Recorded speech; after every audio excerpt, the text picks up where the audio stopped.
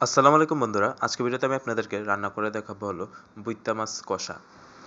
এর জন্য আমরা একটা পাতিলে প্রথমে তেল নিয়ে নিব, তাতে দিয়ে দেবো হচ্ছে পেঁয়াজ কুচি। তেলের পরিমাণ একটু বেশি প্রয়োজন হবে।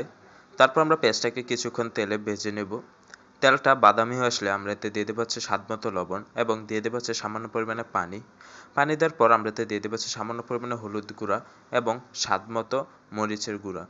মরিচের গুঁড়ার পর আমরা এতে দিয়ে দেবো হচ্ছে হাফ চা চামচ পরিমাণে ধনিয়া গুঁড়া।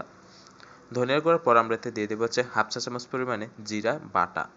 দেওয়ার পর আমরা সবগুলো মশলাকে একসাথে ভালোভাবে কষিয়ে নেব। মশলাটা কষানো হয়ে গেলে আমরা এতে দিয়ে দেবো হচ্ছে আগে থেকে কেটে পরিষ্কার করে রাখা বুইত্যা মাছগুলো দেওয়ার পর আমরা মাছগুলোকে ভালোভাবে মশলার সাথে মেখে নেব। মশলার সাথে মেখে মাছটাকে আমরা খুব ভালোভাবে কষিয়ে নেব। মাছটা কষানো হয়ে গেলে আমরা এতে দিয়ে দেবো হচ্ছে সামান্য পরিমাণে পেঁয়াজ কুচি।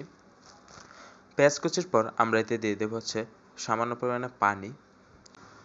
পানির পর আমরা এতে দিয়ে দেবো হচ্ছে একটা তেজপাতা দেওয়ার পর আমরা সবগুলোকে একসাথে খুব ভালোভাবে মেশাবো। তো মাছগুলো একসাথে ভালোভাবে মেশানো হয়ে গেলে আমরা ঢাকনা দিয়ে ঢেকে 5 থেকে 7 মিনিট রান্না করব। তাহলে কিন্তু আমাদের বইতা মাছের কষা প্রায় তৈরি।